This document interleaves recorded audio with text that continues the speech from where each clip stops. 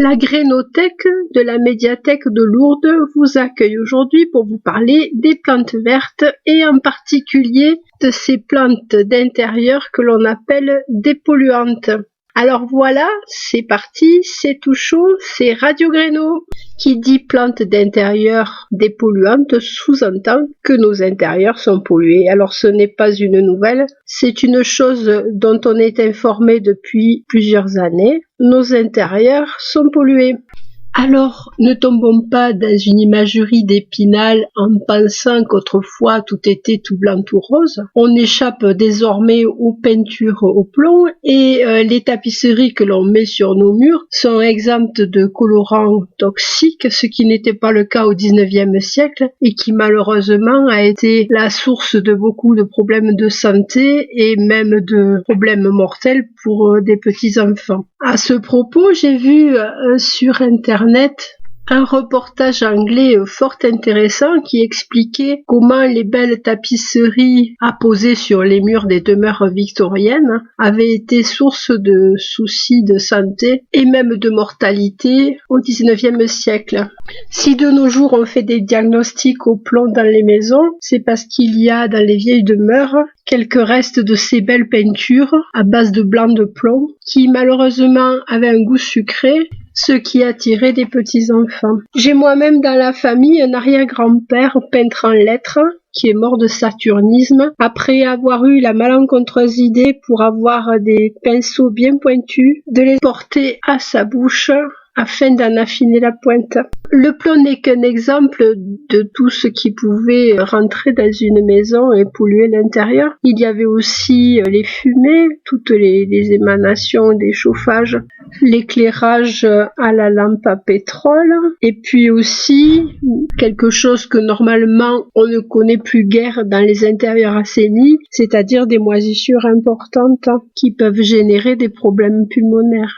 Pas de regret donc par rapport à ces périodes anciennes, mais cela ne veut pas dire que nos intérieurs sont totalement exempts de polluants. Ils sont liés à des nouveaux matériaux, des matériaux de construction, des revêtements, des peintures, des bois, des colles présentes dans les bois agglomérés. Il y a aussi tout ce qui est lié à l'activité humaine, les produits d'entretien, les fumées, que ce soit les fumées de cuisine ou les fumées de cigarettes, les encres d'impression.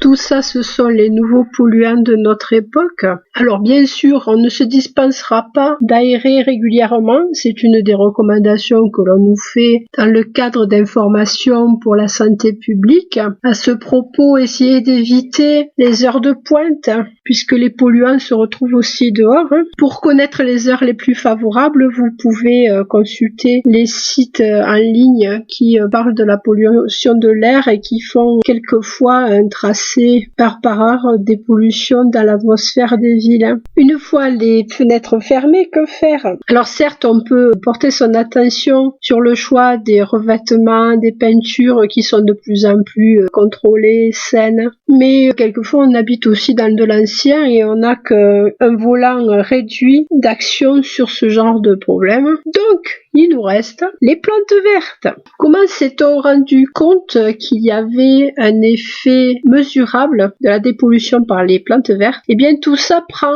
origine dans les recherches menées en 1989 par un ingénieur du nom de Bill Wolverton qui travaillait pour la NASA. Alors, je pense qu'au départ, l'idée c'était de charger à bord de vaisseaux spatiaux toutes sortes de plantes qui auraient pour fonction d'assainir l'atmosphère confinée des vaisseaux et permettre une meilleure vie à bord.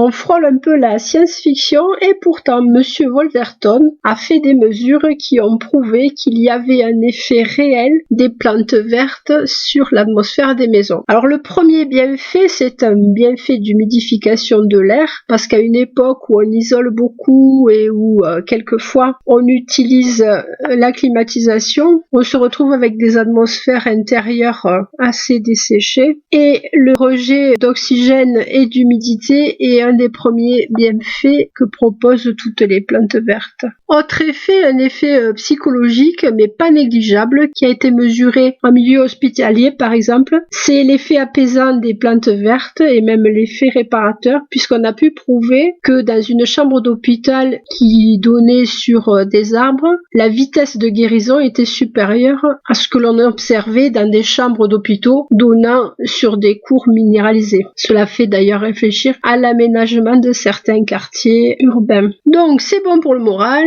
c'est bon pour l'oxygène et pour l'humidité de l'air, mais pas que.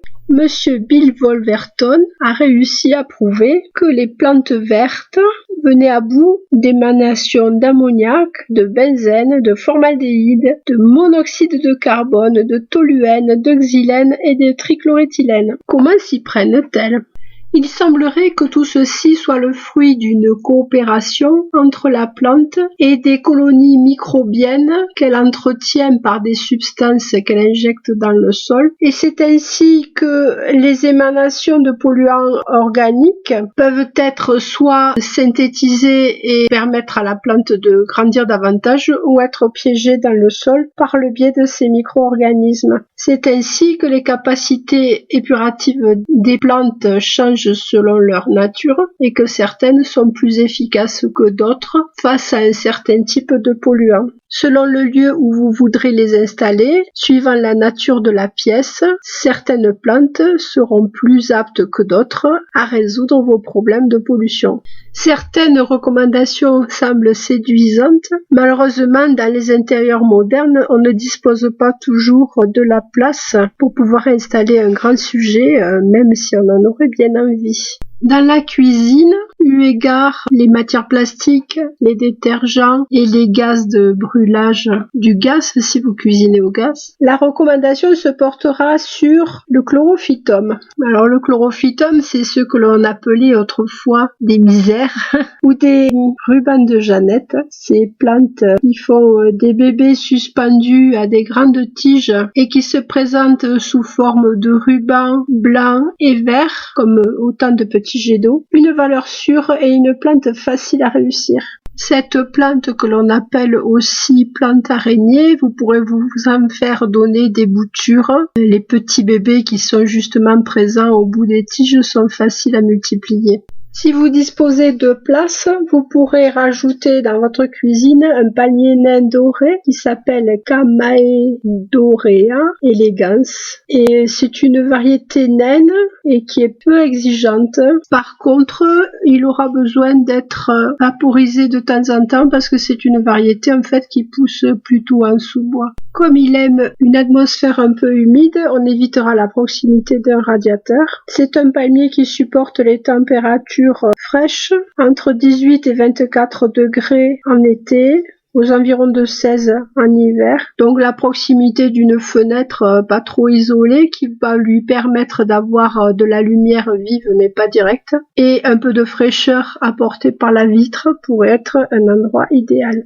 Il a un look très rétro, des feuilles fines, et moi je le verrais tout à fait dans un cache-pot en barbotine comme on peut en trouver quelquefois à la brocante. Vous savez, ces cache-pots anciens décorés de dessins de fleurs ou de fruits et qui donnent tout de suite un petit air suranné à la plante. Mais ce genre de feuillage léger s'accorde tout à fait aussi par contraste à un cache-pot extrêmement épuré et graphique.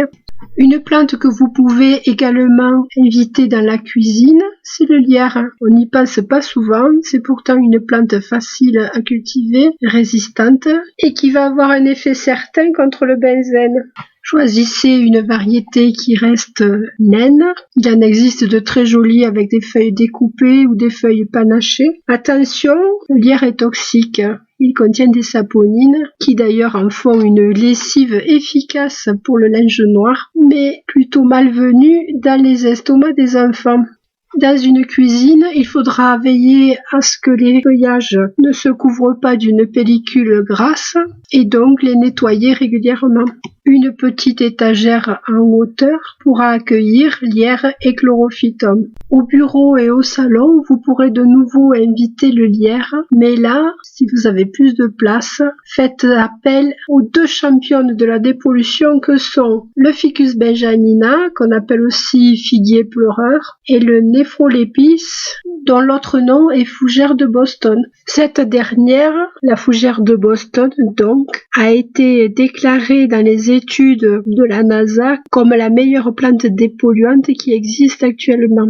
Cette fougère appartient à la famille des Néphrolepis. Ce sont des fougères qui poussent couramment dans les pays tropicaux et que l'on utilisait autrefois dans la fleuristerie.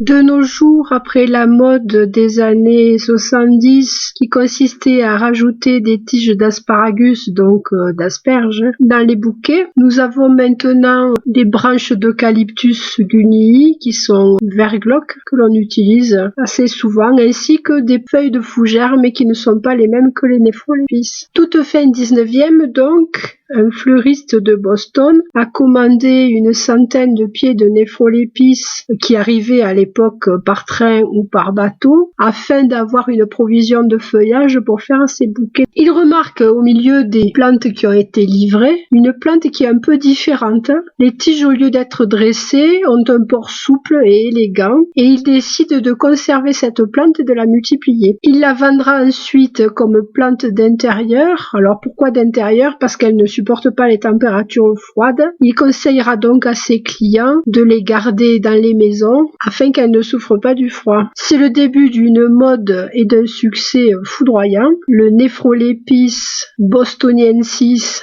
fera le tour du monde et il est encore cultivé de nos jours. Alors cette fougère est une mutation qui est assez particulière parce qu'en fait elle ne va pas pouvoir être multipliée par spore comme beaucoup de ses consoeurs les fougères, mais plutôt en divisant les pieds quand ils deviennent importants et qui se mettent à remplir le pot. Cette fougère forme des espèces de bulbilles et c'est une fougère aussi qui va se multiplier par stolon. Alors vous verrez de temps en temps émerger du pot des genres de branches poilues qui vont aller se replanter dans les pots voisins s'il y en a et faire de nouveaux bébés fougères. La fougère de Boston a besoin de température certes tempérée, mais elle redoute la sécheresse de l'air, donc elle aura besoin d'être vaporisée de temps en temps. Elle aime l'humidité au pied, mais attention, pas d'humidité stagnante.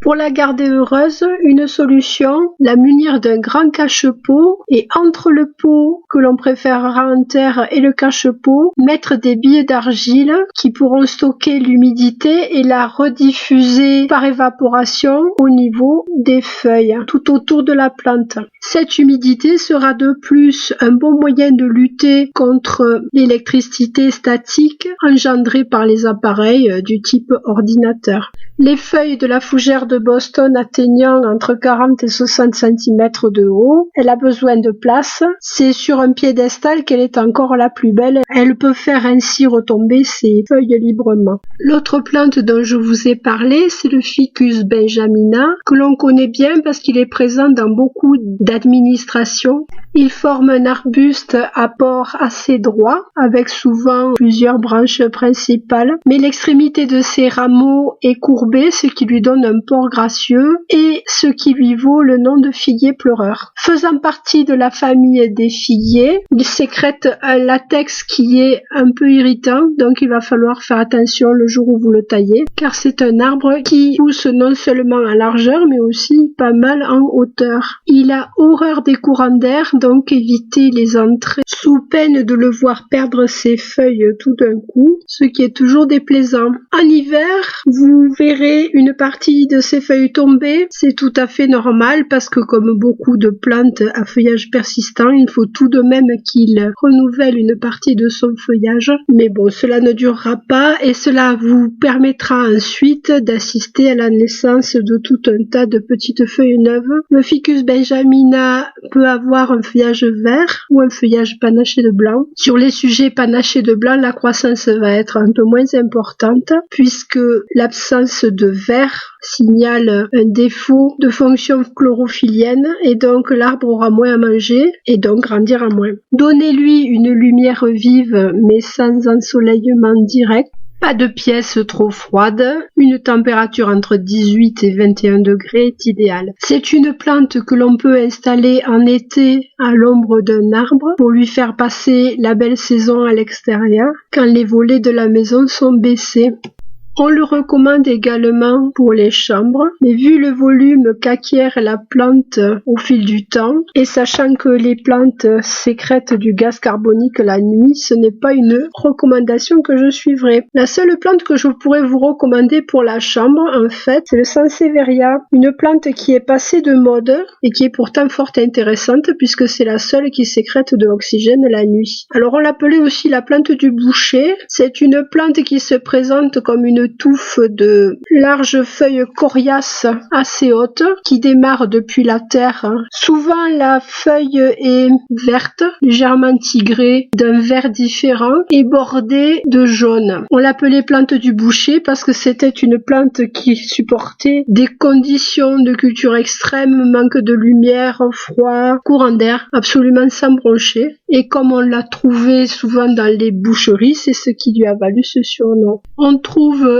maintenant des Sansevieria à bordure crème ou entièrement vert. C'est une plante que l'on peut diviser quand la touffe devient trop grosse. Si vous bouturez les feuilles, vous aurez des surprises. La panachure qui borde la feuille, jaune ou crème, disparaîtra. C'est une plante recommandée pour les débutants et comme elle est non toxique, on peut en offrir une à un enfant pour qu'il commence à s'occuper d'une plante. Il faut laisser sécher la motte entre 2 arrosages et le Sansevieria est une plante qui ne vous causera aucun souci. Je me rends compte que le sujet des plantes dépolluantes était trop important pour être traité en une seule fois. Je vous propose donc de continuer à vous présenter des plantes intéressantes pour vos intérieurs la semaine prochaine. C'était Annick Baléry pour Radio Gréno. Portez-vous bien et à bientôt.